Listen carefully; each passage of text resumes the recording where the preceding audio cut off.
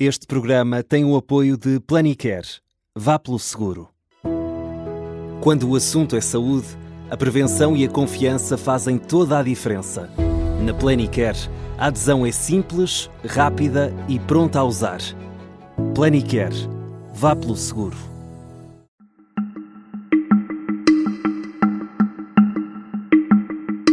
Esta é a história do dia da Rádio Observador. Porque chumbou o candidato do PS.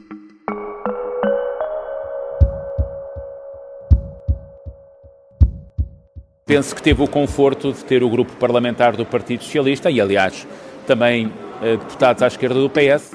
Eurico Brilhante Dias, o líder da bancada parlamentar do PS, fala do conforto que Tiago Antunes teve depois de ter sido chumbado no Parlamento. O antigo secretário de Estado dos governos de António Costa era o nome escolhido pelos socialistas para o cargo de provedor de justiça e era suposto ter sido eleito à luz de um acordo de distribuição de lugares feito entre PS e PSD. Tiago Antunes precisava de 154 votos, teve pouco mais de 100. E este resultado só não foi uma surpresa completa porque o Observador já tinha noticiado que a eleição estava em risco e que até dentro do PS este nome não era propriamente consensual. Por isso eu vou falar hoje com o editor de política do Observador, o Rui Pedro Antunes, para fazermos a crónica dos bastidores deste chumbo anunciado. Eu sou o Pedro Benevides e esta é a história do dia de sexta-feira, 17 de abril.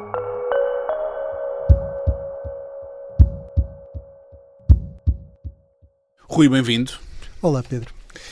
Vamos começar aqui pelo início. Nós andámos durante várias semanas, meses até, a falar dos atrasos para a eleição de alguns cargos que era preciso que o Parlamento se entendesse para definir cargos, nomeadamente o de provedor de justiça, certo? Precisamente.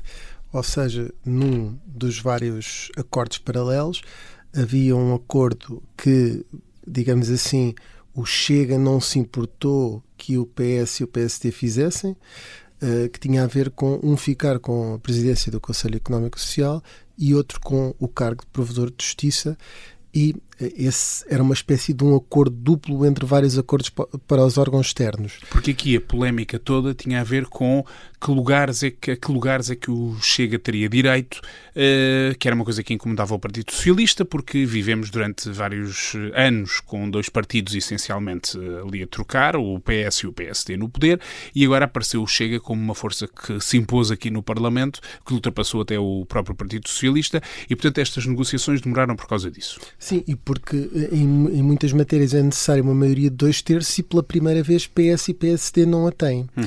Além disso, houve uma matéria que foi mais complicada, que teve a ver com o Tribunal Constitucional, porque desde o início da própria composição e criação do Tribunal Constitucional havia um acordo tácito, independentemente das maiorias serem maiores ou menores, de Cavaco Silva, de José Sócrates, das várias aritméticas, de que PS e PSD, numa espécie de tratado de Tordesilhas, dividiam 10 dos juízes do Tribunal Constitucional, 5 para cada lado, e o Chega naturalmente quis intrometer-se aí, o PSD também quis aproveitar para, de alguma forma, tornar o Tribunal Constitucional um bocadinho mais próximo das ideias do PSD e, na verdade, deu essa abertura ao Chega e criou esta grande confusão, porque, estando em conta estes lugares, naturalmente que o acordo tinha que ser, ou devia ser feito, ou por norma é feito, todo em conjunto, e então veio esta questão. Mas sobre isto, por acaso, curiosamente, o Chega sempre disse, pronto, é um acordo antigo,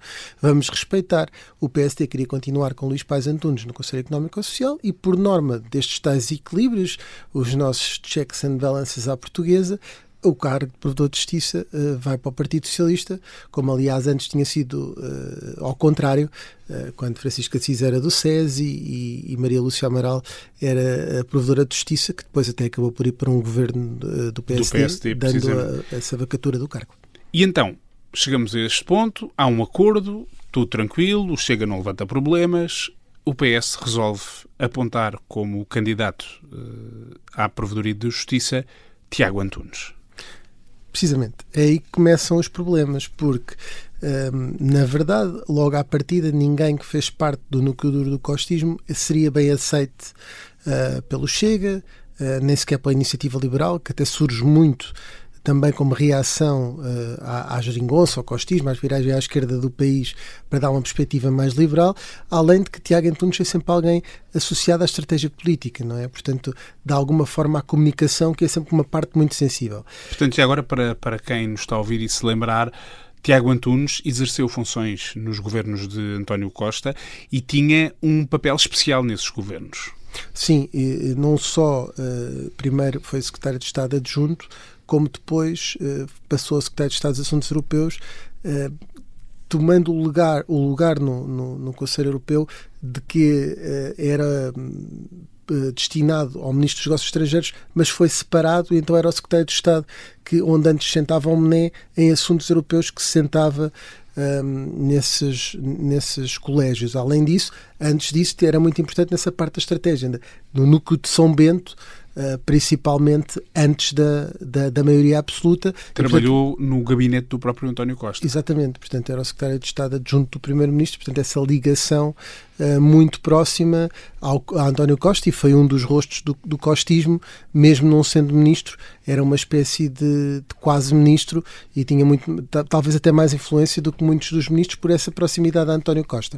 Mas a base do problema é quando é recordada a ligação precisamente à tal máquina de propaganda de José Sócrates, e portanto não a própria pertence a António Costa, mas a José Sócrates. E é aí que a Iniciativa Liberal é muito inteligente, no sentido em que planta uma semente na audição, porque todos estes cargos, ou muitos destes cargos, têm uma audição prévia na Assembleia da República, e portanto não é bem um vetting, mas é uma audição que é obrigatória e que tem que acontecer, e nessa audição Rui Rocha foi muito perspicaz e foi recuperar esse ponto, que era a influência de Tiago Antunes, aparentemente, nessa tal máquina de propaganda socrática que, a partir dos gabinetes governamentais, alimentava a blogosfera de alguma forma.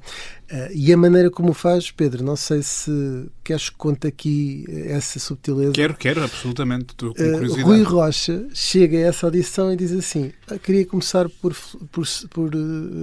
felicitar o Dr. Miguel Abrantes por esta apresentação a este cargo. Ora, o Miguel Abrantes era uma espécie de num blog Câmara Corporativa, que era do blog que mais vendia a mensagem socrática, era uma espécie de um autor, de um pseudónimo, que podia ser escrito por uma pessoa, e creio até que ficou mais ou menos provado que era uma pessoa e não era Tiago Antunes, mas que seria municiado por gabinetes ministeriais, inclusivamente um gabinete de um secretário de Estado, do qual o chefe de gabinete e membro era Tiago Antunes, e que chegou a ser citado em peças jornalísticas como uma das pessoas que alimentava o blog e na verdade ultra-socrático ou ultra-socrática personagem criada Miguel Abrantes no tal blog Câmara Corporativa, e noutros como o Simplex, e portanto Tiago Antunes ficou muito colado a isso. Como há uma perspectiva liberal, ninguém é mau para sempre. Então a Iniciativa Liberal arranjou ali um meio caminho. Carlos Guimarães Pinto, já esta quinta-feira, também tentou cavalgar, que é: Tiago Antunes podia pedir desculpa, podia-se ter arrependido, não queria ter feito parte daquilo.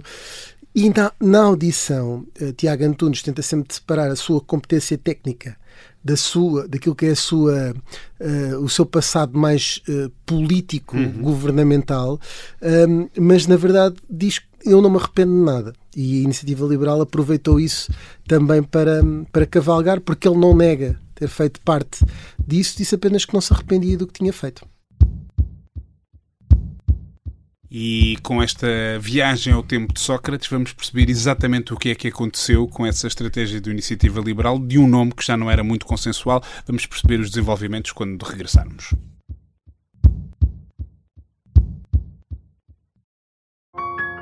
As testemunhas, as mensagens e os vídeos que ajudaram a polícia a desvendar a forma como Renato Seabra assassinou Carlos Castro em Nova Iorque. Havia quem viesse à praça pública dizer que o Carlos Castro era uma víbora e foi ele que provocou tudo isto. Estes são os bastidores nunca revelados da investigação a um crime brutal. Havia quem viesse dizer o contrário. O Renato quis aproveitar-se ao máximo e quando percebeu que não dava, perdeu a cabeça. Episódio 2. O meu nome é Jesus Cristo. Os Ficheiros do Caso Carlos Castro é uma série para ouvir em 6 episódios que faz parte dos Podcast Plus do Observador. É narrada por mim, Joana Santos, com banda sonora original de Júlio Rezende. Os Podcast Plus do Observador têm o apoio da Kia. E estamos de regresso à conversa com o editor de política do Observador, o Rui Pedro Antunes. Estamos a analisar este chumbo de um nome do Partido Socialista para o cargo de provedor de justiça. Rui, estávamos a falar desta estratégia da Iniciativa Liberal.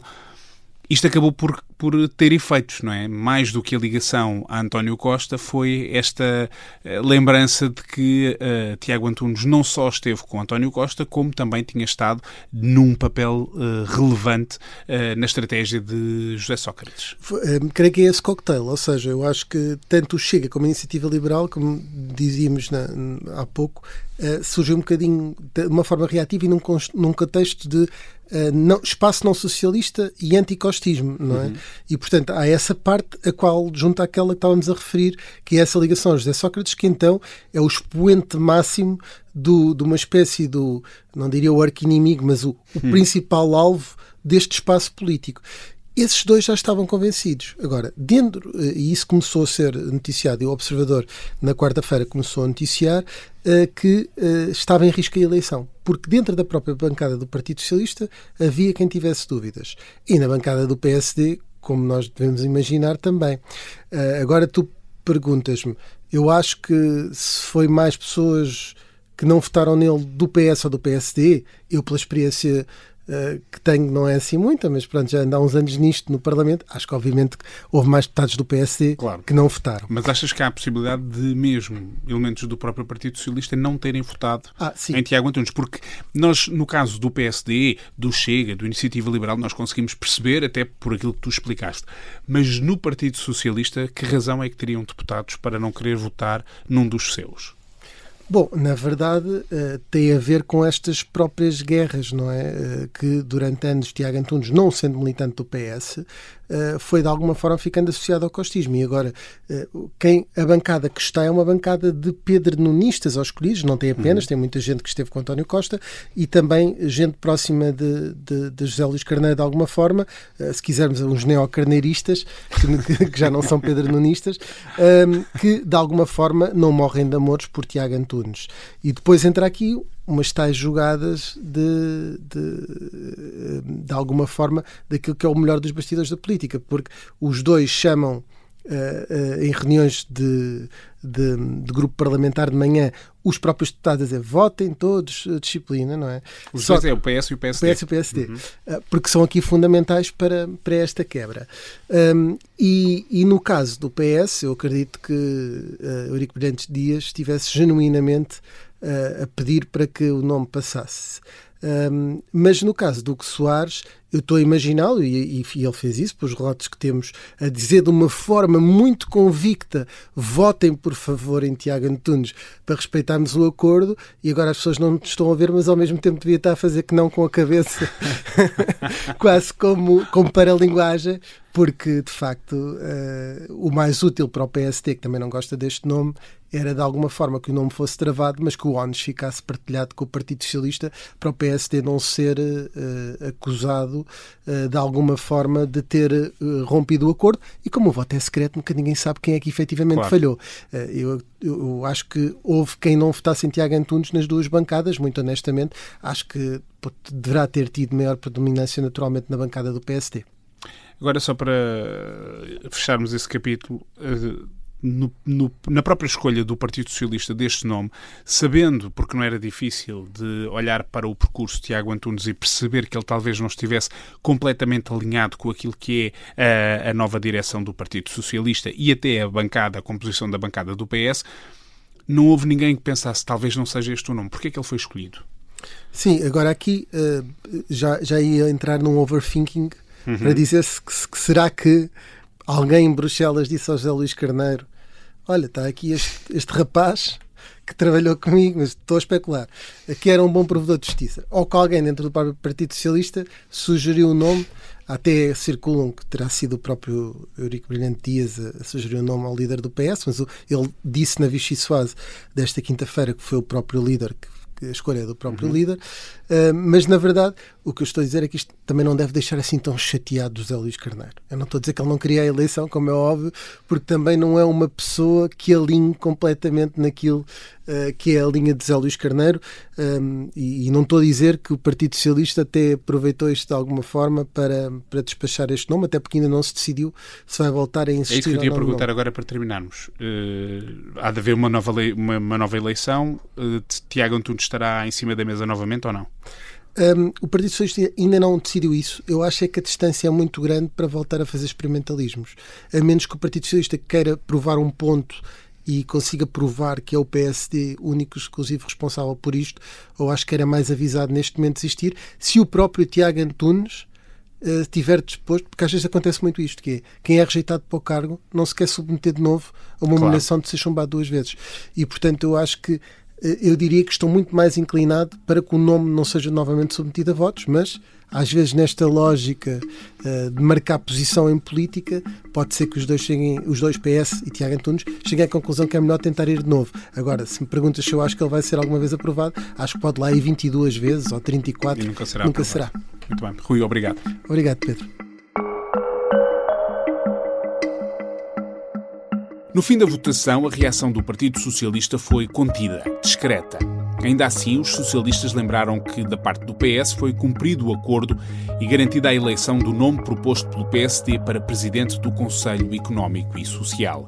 Quanto a uma nova ronda de votação, a dúvida agora é saber se o PS volta a propor o nome de Tiago Antunes para provedor de justiça. O que se sabe, à hora que estamos a gravar este episódio, é que oficialmente os socialistas estão em reflexão e mantêm todas as opções em aberto. Esta foi a história do dia. A sonoplastia do Bernardo Almeida, a música do genérico do João Ribeiro. Eu sou o Pedro Benevides. Bom fim de semana.